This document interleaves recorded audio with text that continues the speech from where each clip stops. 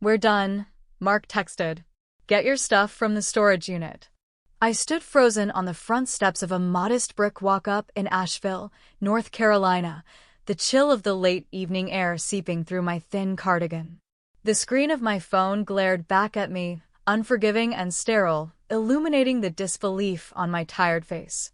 Well, it used to be my place. A fresh silver lock gleamed on the apartment door, taunting me with its finality. The key I'd carried for over a decade was now useless, as meaningless as the sudden detachment in Mark's message. "My name is Claire Whitmore. I'm 52 years old. And I just spent the last 12 days sleeping in hospital waiting rooms while my younger brother, Kevin, fought for his life after a car accident. 12 days of prepackaged sandwiches, bitter coffee from vending machines, and nurses' polite pity. 12 days away from my husband of 18 years.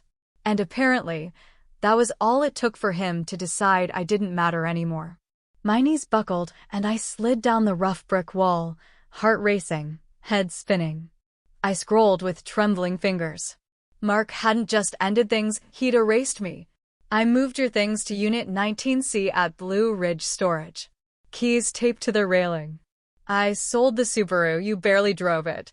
Pawned the jewelry. Wasn't worth much." My heart clenched. The Subaru was the car I saved for during 5 consecutive summers of teaching art workshops. My mother's sapphire pendant, my wedding ring, the emerald earrings Mark gave me on our 10th anniversary. Gone. Gone like I never mattered. That apartment had been ours. We both taught at the same charter school downtown. Weekend hikes in Pisgah Forest, quiet nights sketching lesson plans together. We weren't flashy people. We built a life on mutual respect and shared dreams. Or so I thought. Now, all of it sealed behind a lock I didn't have the key for anymore. But something inside me hardened, something heavy and cold, like a steel core finally forged in betrayal. I didn't scream. I didn't cry. I didn't call him a dozen times or sit outside the apartment like some discarded ghost. I sent one text. "You'll regret this." And then I blocked him. The key was where he said it would be, taped to the railing like a discarded chore. I hailed a rideshare across town to the storage unit. Inside Unit 19C, dust coated the air and resentment coated the floor. A few plastic tubs, my textbooks, some art supplies, mismatched kitchenware, and a box labeled miscellaneous, as if my life could be summarized like that. 18 years of marriage reduced to the clutter of what he didn't want. That night, I checked into a rundown motel off Interstate 26, close enough to visit Kevin in the morning. I lay on the creaky mattress staring at the flickering ceiling light, tracing water stains like constellations. And then it hit me. I had nothing left. No house. No car. No husband. But instead of despair, I felt free. No expectations. No obligations. No more playing small for a man who chose convenience over commitment. I met Mark 21 years ago at an educator's retreat in Charleston. He taught science. I taught art. He had a dimpled smile and a way of making people feel seen. He remembered my birthday every year and used to bring me apple cider in the fall, just the way I liked it. He helped me carry boxes into my first classroom and stayed late to staple up student murals. I thought that meant forever. But things shifted after he was passed over for a curriculum director role. He got bitter, silent, distant. He started spending more time running errands and less time listening to me. I suggested couples counseling, but he waved it off, saying, "We're fine, Claire. It's just stress." Then Kevin's accident happened. And I had to leave. He was alone in the world, and I couldn't abandon him.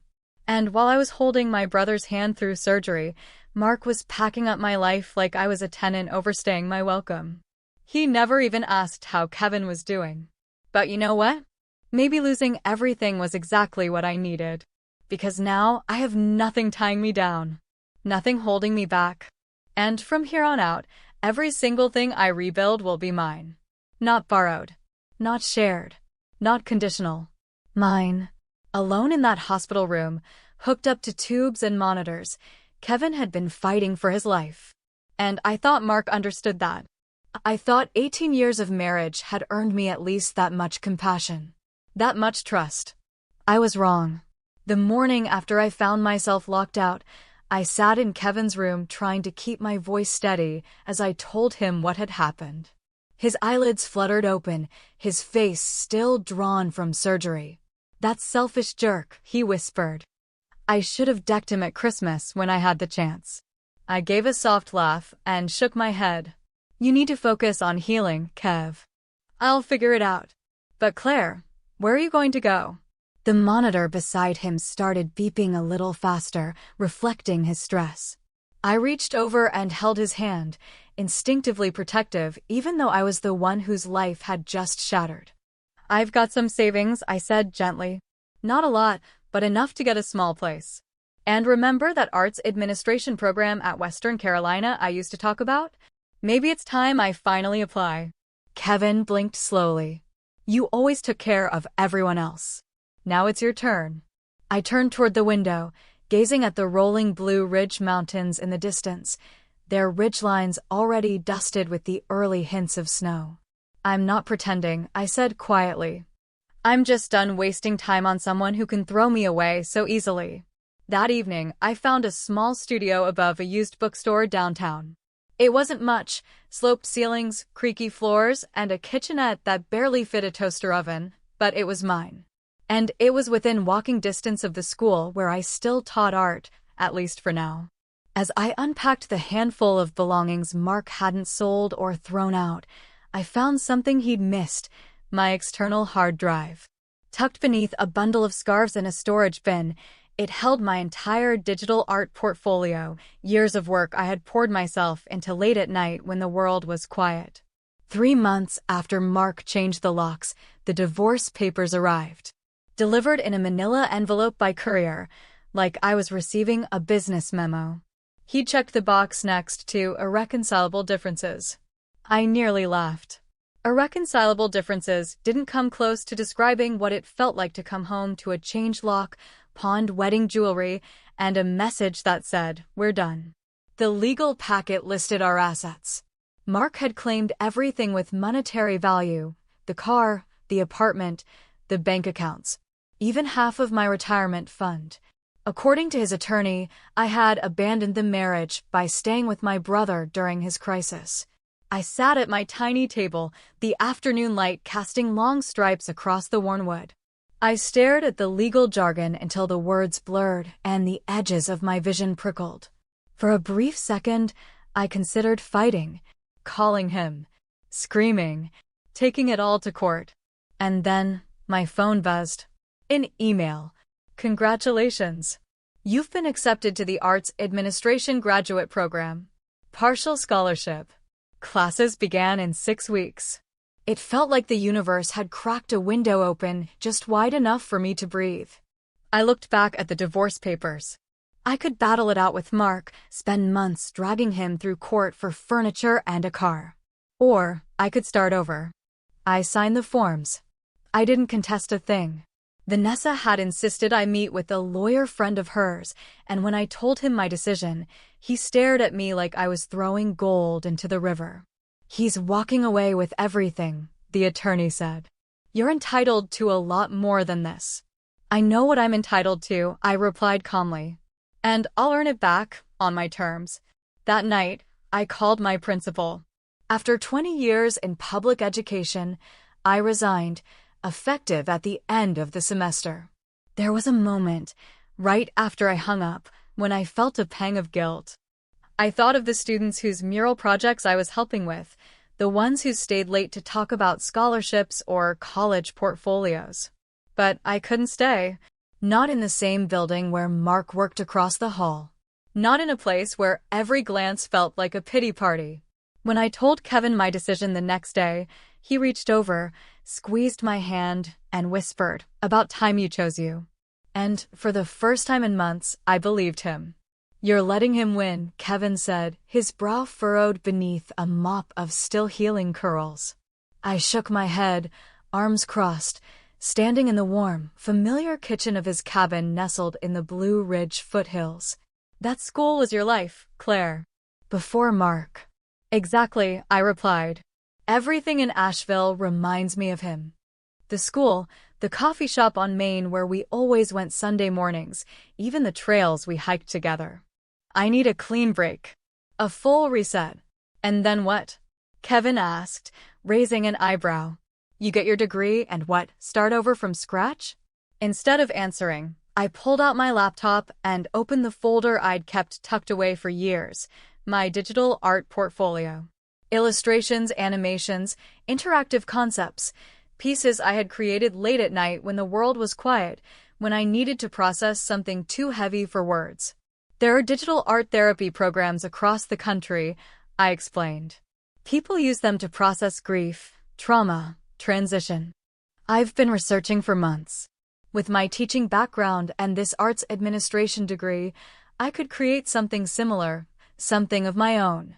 Kevin studied the images as I flipped through them, soft watercolors, layered animations, visuals that pulsed with quiet emotion. His face slowly shifted from doubt to something softer. These are beautiful, Claire. I smiled faintly. It's not just about the art. It's about healing. That kind of program takes years to build, he said gently. And you've got bills to pay. I've already applied for a night job at the university library, I told him. Between that and the scholarship, I'll manage. I have to try. I need something that's completely mine. That evening, I stepped out of Kevin's house into the amber light of the winter sunset, the mountains silhouetted against a lavender sky. For the first time since Mark changed the locks, I felt something stir deep in my chest. Hope. Life soon settled into a rhythm. Days in class. Nights at the library. Late nights sketching and coding. There wasn't time to dwell on what I'd lost, and that was the point. 6 months into the program, Professor Winters approached me after a seminar on grant writing. She was sharp as a scalpel, with silver hair tied into a loose bun and eyes that seemed to assess the soul. Your project proposal, she said, matter of fact. The digital therapy concept. It's exceptional. My heart stuttered. Thank you, I managed, trying to keep my voice steady. She handed me a brochure. There's a summer fellowship through the Carson Foundation. They fund innovative arts initiatives with social impact. The deadline's next week. You should apply. I stayed up that night and the night after, refining every word of my application. The proposal was for a digital art therapy program for people navigating grief, divorce, illness, life's roughest transitions. The app would guide users through creative exercises to help them express what words often couldn't. I called it Canvas, Art Therapy Reimagined. 2 months later, I received the fellowship. It wasn't a fortune, $15,000, but it was enough to build a pilot. I hired a computer science grad student to help build the platform, and together we brought Canvas to life. Every free moment was spent testing features, creating emotional content, and building the framework I had envisioned for years. By the time I walked across the stage to receive my master's degree, Canvas was ready for limited release. We invited 50 participants, cancer patients, widows, newly divorced women, caretakers, people carrying invisible scars. Their feedback poured in, emotional and raw. For the first time, I can express what I'm feeling without needing the words. Canvas is the first thing I open when I feel lost. It's helping me rebuild myself. With the last of the fellowship money, I rented a tiny office on the edge of downtown Asheville. Just a second-floor room with a desk, a view of the mountains, and the ghost of the life I'd left behind. But it was mine. I launched Canvas officially on the 1-year anniversary of the day Mark changed the locks. The symbolism wasn't lost on me. The first month, we had 30 subscribers. The second month, 50. By the third, we passed 100 active users. It wasn't enough to support me full-time yet, but it was a start. And for the first time in a very long time, I wasn't looking back. Financially, I still worked 4 nights a week at the university library. It wasn't glamorous, but it kept the lights on. And Canvas? It was growing, slowly, steadily, undeniably. Then came the email that changed everything. Ms. Whitmore. I'm a producer with National Morning. One of our staff members has been using your Canvas program to cope with her mother's cancer diagnosis and shared her experience with our team. We're interested in featuring Canvas in our Innovations in Mental Health segment. Would you be available for an interview? I stared at the message, hands trembling. National Morning. The show was watched by millions across the country. A feature there could transform Canvas from a local experiment into a national brand overnight. I didn't hesitate. I called Kevin immediately. Claire, he said, barely letting me finish, this is it. This is your moment. This is how you show Mark what he threw away. I paused, his words hanging in the air. You know what's strange? I said softly. I haven't thought about Mark in months. Kevin went quiet. This isn't about him anymore, I added. This is about what I've created, what I've built. And it was true. Somewhere between the 3 a.m. revisions and the late-night feedback calls, in the design meetings and the content uploads, I had stopped defining myself by what I had lost. I had become someone new, someone I actually liked. The day before the segment was scheduled to air, I received a knock on the office door. It startled me. Most people didn't just drop by unannounced. I opened it to find Janet, my former colleague from the high school art department. She looked nervous, holding a to-go coffee cup like a shield. Hope I'm not intruding, she said, stepping hesitantly inside. I saw the promo for your interview tomorrow, and, well, I thought you should know Mark's been fired. I blinked. Fired? She nodded, settling awkwardly on the edge of the chair across from me. They caught him selling equipment from the athletic department. Uniforms, weights, electronics. The new director found discrepancies and started digging. Turns out he's been pawning school property for years. My stomach sank, but I said nothing. My mind went blank, then sharp. How long has this been going on? Over 2 years, she said. It started small, but recently, he's been drinking a lot, missing classes. It's been building for a while. 2 years. That was before Kevin's accident. Before the text. Before the locks. He'd already started spiraling long before I even left. There's more, Janet added, lowering her voice. The car, your Subaru. The police are investigating the title transfer. Mark forged your signature when he sold it. The DMV flagged it when the buyer tried to register it. I felt a strange, cold stillness spread through me. That car had been mine. My hard-earned independence. A symbol of everything I'd built for myself, and he had stolen it, too. Will there be charges? Most likely. Title fraud, forgery, it's a felony. He could be looking at serious jail time. I nodded, my face neutral. I waited for the satisfaction to come. I had imagined this moment, the truth catching up to him. I'd envisioned feeling victorious, vindicated. Instead, I felt hollow. The man Janet described, desperate, dishonest, self-destructing, was a stranger. Not the man who used to bring me coffee in the mornings. Not the man who helped hang student art displays late into the night. Not the man I had married. After she left, I sat in my office, watching the sunset bathe the mountains in hues of peach and indigo. The air smelled faintly of wood smoke from the buildings below. My interview was set for 7 a.m. Eastern Time, 4 a.m. in Nevada. I should have been reviewing my talking points, preparing my answers. But instead, I was thinking about Mark, trying and failing to reconcile the man I had loved with the man who forged my name and sold my life out piece by piece. And then, I closed my laptop. Not out of avoidance, but because I didn't need the script. The next morning, I didn't talk about Mark at all. I talked about Canvas. I talked about trauma. I talked about resilience. I talked about how art gave people back their voice when words failed. I didn't need to revisit the pain to prove how far I'd come. My work spoke for itself. My phone buzzed with an incoming call. The number was unfamiliar, but the 828 area code told me enough. Western North Carolina. Probably Mark. I hesitated, thumb hovering over the screen. Then, against my better judgment, I answered, but didn't speak. Claire, His voice came through the line, rougher than I remembered, coated in something between desperation and guilt. Please, don't hang up. I said nothing.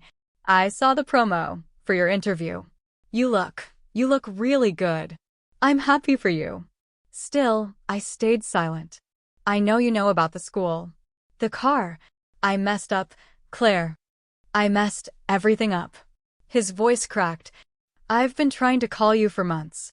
Over a year, actually. 365 calls. You never answered. That part caught me off guard. I hadn't known about the calls. I'd blocked his number that night in the hallway outside our apartment, our former apartment, and never looked back. Whatever he'd said, whatever excuses he'd tried to send, had disappeared into the void. Please, he said again. Say something. I finally spoke. My voice, to my own surprise, was calm and unshaken. What do you want, Mark? I want to apologize. I want to explain. I don't need your explanation, I interrupted. Whatever you did, whatever your reasons were, they don't matter anymore. Claire, no, please. Don't. I cut in again, sharper now. Don't call me that. You don't get to use my name like we're still close. You locked me out of our home. You sold my car. You pawned everything I owned. You made it clear I meant nothing to you. There was a pause, then his voice dropped to a whisper. I had gambling debts. I was scared. I was stupid. I didn't know what else to do. Stop, I said, firmer. I'm not here for your excuses. You made your choices. Now you're facing the consequences. The silence on the other end stretched long. When he spoke again, it was hollow. The police want me to turn myself in tomorrow. Then that's what you should do. Will you be back from New York by then? He asked. Could we meet? Just once. I closed my eyes. So much history between us. 18 years. The good days, the bad, the hopes that once built a life, now reduced to regret and ashes. No, I said finally. I don't think that would be helpful for either of us. I ended the call before he could respond, then powered off my phone entirely. I had an early flight to catch and a new future waiting. The National Morning Studio in Manhattan was a blur of motion. Production assistants darted past with clipboards and earpieces, camera operators adjusted their angles, and makeup artists bustled around guests with brushes and powder. In the green room, I sipped water slowly, trying to still the flutter in my chest. 5 minutes, Ms. Whitmore, a young assistant told me, smiling. I nodded, smoothing the sleeves of my royal blue blazer, the most polished item I owned since rebuilding my wardrobe. You're going to be great, the makeup artist said as she dabbed a final layer of powder along my cheekbones. Just remember to look at Jessica, not the camera. Jessica Chin, the segment's host, was known for her warmth and thoughtful questions. I'd prepared for this. I'd rehearsed every detail about Canvas, its origin, development, mission. What I wasn't ready for was her first question, once the cameras were rolling. Claire, Canvas was born from your own experience with loss and transition. Can you tell us about that journey? For a moment, I froze. None of our prep had covered this. We were supposed to focus on the platform, not me. But as I met Jessica's steady, kind gaze, I understood. This was bigger than promotion. This was a chance to connect with someone out there, someone who might be where I once was, hollowed out and hopeless, searching for a foothold. I took a breath. 2 years ago, I began slowly. I came home to find the locks changed on my apartment. My husband of 18 years had ended our marriage by text message. He sold my car. He pawned my jewelry. And just like that, the life I'd spent nearly 2 decades building was gone. I offered a faint smile, not to the camera, but to Jessica, and to whoever was watching. But what I found in the rubble was something I didn't expect. A version of myself I hadn't seen in years. Strong, creative, purposeful. Canvas didn't come from what I lost. It came from what I rebuilt. And for the first time, I wasn't just sharing my story. I was owning it. It was disorienting, to say the least, I said. Jessica Chen's expression was the perfect mix of empathy and poised professionalism. "How did you move from that moment of crisis to creating Canvas?" she asked, gently leaning forward. I explained the path, my late nights balancing work and graduate school, the arts administration program at Western Carolina, the Carson Foundation Fellowship, and the countless hours building the program from scratch. As I spoke, something clicked deep inside me. I could almost see the hallway again, that cold, flickering corridor where my life seemed to collapse. But I wasn't there anymore. Canvas isn't just about processing grief or trauma, I concluded. It's about reclaiming your narrative, finding beauty and meaning in the chaos. It's about rebuilding and owning your story. The rest of the segment moved quickly. We talked about the research behind art therapy, walked through how the app worked, and shared powerful testimonials from users who had found healing through creativity. Before I knew it, Jessica was wrapping up. "Canvas is currently available for individual subscribers," she said, "but you have bigger plans, correct?" I nodded. "We're launching an institutional platform next month for hospitals, counseling centers, and schools. We've already partnered with 3 major healthcare networks." Impressive growth for something that started as a personal healing journey. Thank you for sharing your story with us today, Claire. As the cameras stopped rolling, Jessica leaned over and squeezed my hand. "That was fantastic," she said. "You're a natural." Back in the green room, I took a long breath and checked my phone. The interview had aired just minutes ago, but the impact was immediate. My inbox was overflowing. The Canvas website had crashed under the surge of traffic. My personal email had 3 interview requests from other major networks and over a dozen partnership inquiries from mental health providers and clinics. Then I saw it, subject line, "I saw you on TV."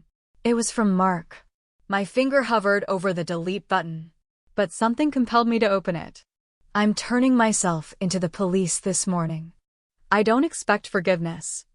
I just wanted you to know that I truly am sorry. Seeing you succeed is the one bright spot in all of this.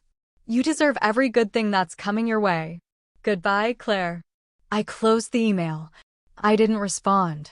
Whatever closure Mark was looking for, he would have to find it without me. I had a platform to stabilize, interviews to coordinate, and a business to run. Most importantly, I had a life now. A good one. One that no longer revolved around the man who once believed he could discard me and leave me broken. 2 years later, I was back in New York, this time standing beneath the glittering chandeliers of a ballroom at the Digital Health Innovation Gala. The event was packed with healthcare executives, mental wellness advocates, and leaders in tech. Canvas now had offices in Asheville, San Francisco, and Toronto. Our user base had grown to over 1.5 million worldwide. We employed a team of 20 passionate people and had recently launched a specialized version of the program for veterans coping with PTSD. Our institutional platform was being used in hospitals, universities, and therapy practices across the country. And tonight, I was here to accept an award. As I sat at the table, surrounded by industry pioneers, I felt an overwhelming sense of disbelief. Just a few years ago, I was sleeping on a motel bed with nothing but a box of my belongings and a vision I wasn't sure anyone would believe in. Now the host stood at the podium. And now, she announced, the Impact Award for Mental Health Innovation goes to Claire Whitmore, founder and CEO of Canvas. Applause erupted as I rose, heart pounding, and walked toward the stage. I caught sight of James, my partner of 8 months, smiling proudly from our table. His support had been unwavering from the moment we met at a mental health conference in Atlanta. From the podium, hundreds of faces looked back at me. I steadied myself. "Thank you," I began, voice calm and confident. Canvas was born out of necessity. When my life collapsed, when I lost my home, my marriage, and everything I thought I could count on, I didn't know what would come next. I paused, letting the weight of those words settle. But I turned to art, to healing, to rebuilding. And from that journey, Canvas was created, not just as an app, but as a way for people to find themselves again. I smiled, glancing toward James, then out to the audience. What began as a tool to help me survive became a platform that now helps others thrive. And that's the greatest reward of all. The applause that followed wasn't just for the work I'd done. It was for the woman I'd become. I needed a way to put the pieces back together, I said, my voice steady across the silent ballroom. What I discovered was that creativity isn't just an escape, it's a pathway to healing. As I continued my speech, a flicker of movement near the exit caught my eye. A familiar figure stood at the back of the room, older, thinner, his once confident posture now slightly slouched. Mark. He watched me intently, but I didn't falter. I didn't acknowledge him. I kept my gaze forward, focused on the hundreds of people in front of me. I spoke about Canvas, about our mission, our future, and the millions of lives we hoped to touch. In closing, I said, pausing to let my voice soften, I'd like to share something a user wrote to me recently. Canvas helped me realize that my story didn't end with my loss. It was just the beginning of a new chapter. That's what I hope Canvas offers, I finished. Not just healing, but the chance to rewrite your story. The room rose in a standing ovation. From the corner of my eye, I saw Mark quietly slip out the side door, disappearing as silently as he'd arrived. Later that evening, while James and I mingled with fellow honorees and executives, an event coordinator approached me. Ms. Whitmore, there's someone who would like to speak with you privately. He says it's important. I didn't need her to say who. Tell him I'll meet him in the lobby in 5 minutes. James looked at me, concern flickering across his features. Everything okay? It's fine, I said, giving his hand a reassuring squeeze. Just some unfinished business. I won't be long. Down in the marble-floored lobby, Mark sat on a bench near the entrance, looking painfully out of place among the gleaming chandeliers and tuxedoed guests. His suit was worn, shoulders slightly hunched. He stood when he saw me, his expression a mix of humility and nerves. Congratulations, he said. I read about the award in the business section. I hope you don't mind that I came. How did you get in? I asked. I told them I was with Oak Ridge Health. They're one of your partners, right? He gave a weak half smile. I've been following your success. I didn't feel anger. I didn't feel sympathy. What I felt was something unexpected. Nothing at all. A profound neutrality, as though I were speaking to a stranger who happened to share some of my memories. He shifted awkwardly. I served 14 months, he said, when I didn't reply. Got out early for good behavior. I'm working construction now. It's honest work. I'm glad to hear that, I replied. And I meant it. I didn't wish him harm, I just didn't wish him anything at all. I keep thinking about what I threw away, he said. Not just the marriage, but the person you were becoming. I could have been part of this. He gestured vaguely toward the ballroom upstairs. No, I said gently but firmly. You couldn't have. He blinked, surprised. This happened because you left. Canvas. My success. My new life. It exists because of what you did that night. You locked me out, and I built something better. There was silence between us for a moment. Then I said I should go. My partner is waiting. His eyes followed mine toward the entrance, where James stood chatting with colleagues, smiling warmly, a grounding presence in my new life. You're happy? Mark asked. The question barely rose above a whisper. I looked again at the people who had embraced me, the award that gleamed on our table, the platform that now served millions. Yes, I said. I am. I turned to go. Claire. I stopped but didn't turn back. You were right, he said. I regret it. Every day. I nodded once, acknowledging his words. But I didn't reply. I didn't need to. I returned to the celebration, to the people and purpose that now defined my life. To the woman I had become, not in spite of the betrayal, but because of it. Looking back, from that first shattered night in the hallway to this glittering ballroom, I finally understood something. Sometimes the best revenge isn't about making someone suffer. It's about ensuring they see clearly and completely what they lost. And making sure they know you didn't just survive. You rose. If you've made it this far, thank you. Truly. Sharing my story wasn't easy, but I knew someone out there needed to hear it. Maybe you felt that same cold silence I felt in that hallway. Maybe you've had everything you thought you could count on suddenly ripped away. If that's you, I want you to know this. You are not broken, you are being rebuilt. I'd love to hear your thoughts. What part of my journey resonated with you? Have you ever had to start over, and what gave you the strength to keep going? Please leave a comment below. Your words matter, not just to me, but to others walking their own difficult path. And if you're supporting someone going through a life change, show up. Sit beside them. Remind them they are more than what they've lost. Most importantly, if you're standing in the middle of your own storm right now, I want you to ask yourself one question. What do I want to build from this? That question changed everything for me. I stopped surviving for the sake of survival, and I started creating something meaningful, something mine. You can, too. Whether it's a business, a boundary, a painting, or a brand new belief in yourself, you have the power to begin again.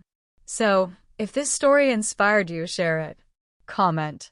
Tag someone who needs to know that healing is possible and success isn't behind them, it's ahead.